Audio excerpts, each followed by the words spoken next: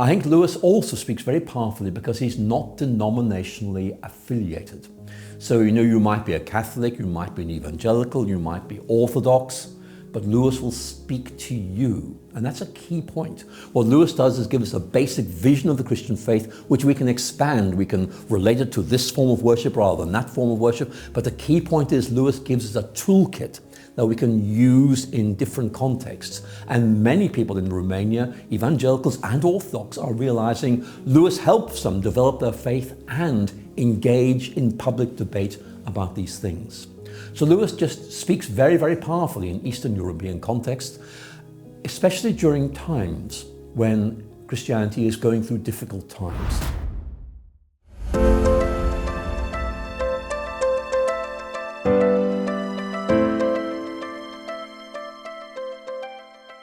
We know, for example, that C.S. Lewis was translated in over 40 languages, and he spoke very strongly across cultures, especially in Eastern Europe.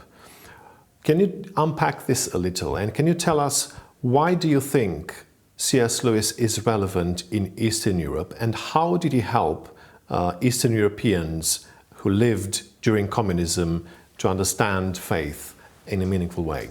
I think Lewis speaks very powerfully to Eastern Europe. I think he speaks powerfully because he is very easy to read, because he's asking the questions that many people are thinking about and answering them in terms that are easy to understand, but also help bring out the deep impact of Christianity, not simply on the way we think, but about the way we live our lives, the way we experience the world, and the way we hope for the future. That's very, very important.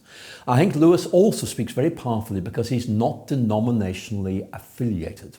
So, you might be a Catholic, you might be an evangelical, you might be Orthodox, but Lewis will speak to you. And that's a key point. What Lewis does is give us a basic vision of the Christian faith, which we can expand. We can relate it to this form of worship rather than that form of worship. But the key point is Lewis gives us a toolkit that we can use in different contexts. And many people in Romania, evangelicals and Orthodox, are realizing Lewis helps them develop their faith and engage in public debate about these things. So Lewis just speaks very, very powerfully in Eastern European context, especially during times when Christianity is going through difficult times. Let me tell you a story, a true story about a visit I made to Lithuania some years ago when the Lithuanian government asked me to go and talk about how science and religion ought to be taught in schools. So I spoke to the Lithuanian parliament. I had a lecture at one of the big universities in Vilnius. And then my host said to me, Alister, we've had a very curious request. Could you speak on why C.S. Lewis is so interesting and important?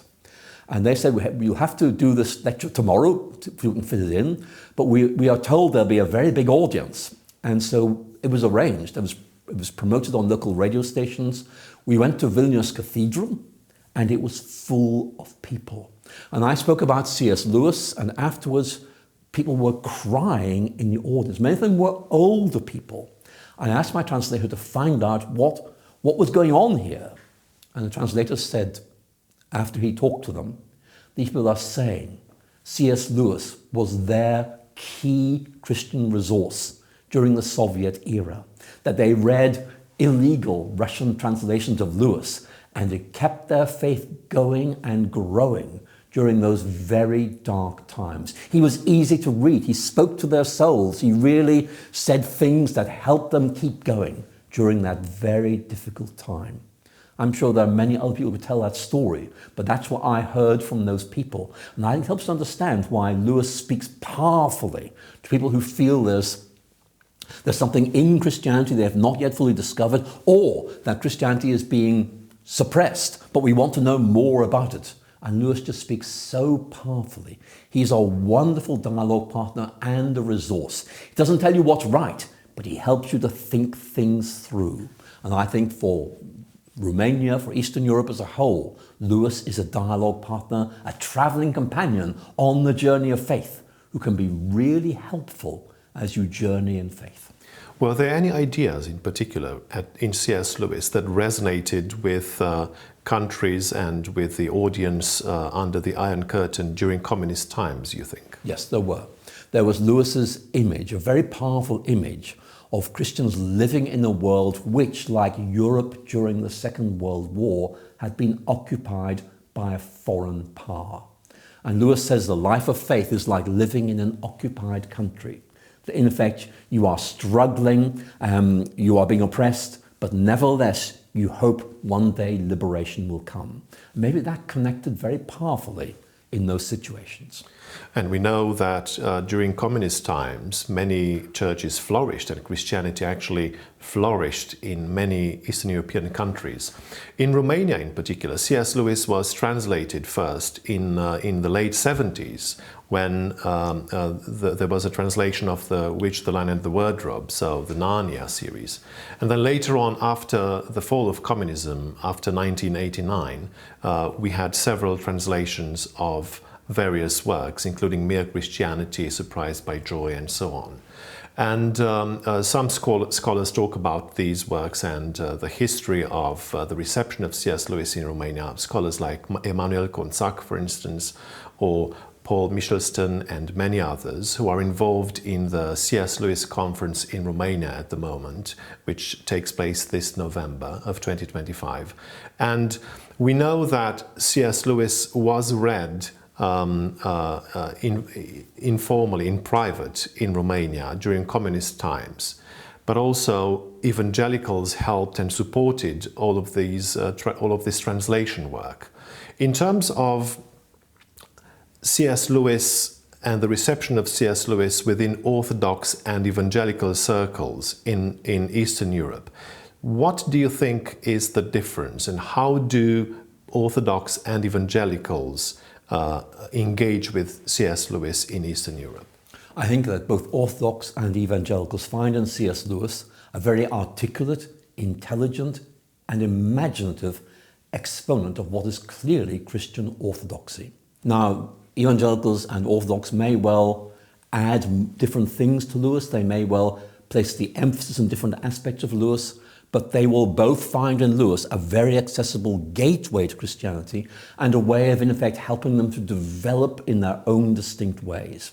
And the key point is, I think, and we see this in so many contexts, is that Lewis is nobody's enemy apart from those who are secularists. Lewis, in effect, is a mere Christian for all Christians who are able to find something in him and use his vision of Christianity to enrich their own vision of Christianity.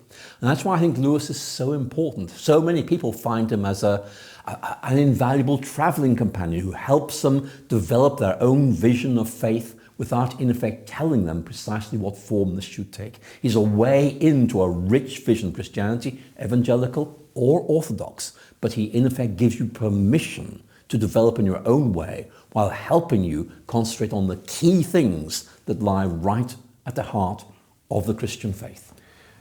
As a scholar, you've engaged with and went to several C.S. Lewis conferences around the world. There are conferences in Eastern Europe on C.S. Lewis, one in Romania, as we know. What does the conversation about C.S. Lewis look like in Romania, in your view, compared to other countries in Eastern Europe or Western Europe? Well, I think it's very hard to identify precisely what it is. But I think what I'm seeing is that very often a lot depends on local individuals who have read Lewis and gain a vision of the difference that Lewis could make to their context. And very often it means they have seen some way in which Lewis speaks to some local issue or to some issue that's specific to this region or this city or this university. And so in many ways, Lewis is a Christian writer who very often inspires other people to do some very helpful things in their own locations. In other words, they are channeling Lewis. They are, in effect, using him as a way of, in effect, developing this vision of Christianity in their specific location. So my own feeling is that of the many people I've talked to about Lewis finding roots in different cultures, very often it's local individuals who have a vision of the difference that Lewis can make and helping others to share this vision. And very often you find that subsequently you build on that vision, but very often it's a few individuals who says, this man could help us. And in effect, as you begin to explore him, you discover more about him and additional ways he could help you. But very often it's about key individuals grasping a vision and trying to implement it. And we see these people in Romania, but I see it elsewhere as well. But the key thing is we need key people, in effect, to say, Lewis can help us, and get people to start reading him and thinking about it. And that really begins this process of engagement, reflection, and renewal, which is such an important aspect of Lewis's impact on Eastern Europe. Do you think C.S. Lewis should be taught in universities in Eastern Europe? What I will say is that Lewis is an ideal Christian writer to give you a vision for the importance of the academic life, especially if you're a humanities person. He's not so good for natural sciences, and I'm a natural scientist myself, but nevertheless I find in Lewis so much I find admirable and helpful. So I think it would be wrong for me to be stipulative here and say this is what you ought to do with Lewis. What I will say is that Lewis could be very helpful in recovering a classical vision of education, for example, or in insisting that in a scientific culture we need the humanities. We need to talk about deeper questions like moral values and meaning and things like that. But it just seems to me that the important thing is to discover how Lewis works for your culture and then take it from there. And as we close, Alister, I wonder if you could address the audience at the C.S. Lewis Kindred Spirits conference in Iași, in Romania, and tell us what you make of the reception of C.S. Lewis in Eastern Europe and Romania, very briefly. Well, hello, I'm Alister McGrath, and I'm really sorry I can't be with you in person, but it's such a pleasure to be able to be with you virtually on this occasion. I want to just say how enormously helpful and important I found C.S. Lewis to be in my own life, both in my development of my Christian faith, but also in my shaping of my intellectual vision for what Christianity is and the difference it can make to the way we think, to our culture, and indeed to our lives. And so I want to say to you, as people who are reflecting about the importance of C.S. Lewis in Romania, that there is so much he has to offer you, personally and culturally. At the personal level, he will help you grow in your faith. He will give you reasons for realizing why Christianity is right. He will help you to understand how Christianity gives you a vision of life and the difference it makes and you as a Christian can make to the culture of your day. I think it's also very important to say very simply that Lewis speaks not simply to us as individuals. Here's how you can go deeper in your faith. Here's how you can, in effect, make connections between your faith and your professional lives in the world around you. He also, I think, gives a vision to a culture.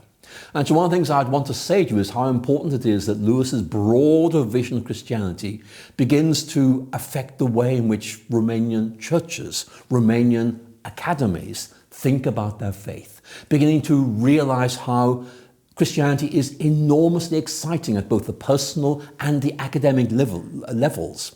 And it may well be that Lewis gives you a vision of what Christianity could be in your community, at the level of churches, at the level of academies, at the level of individual personal witness.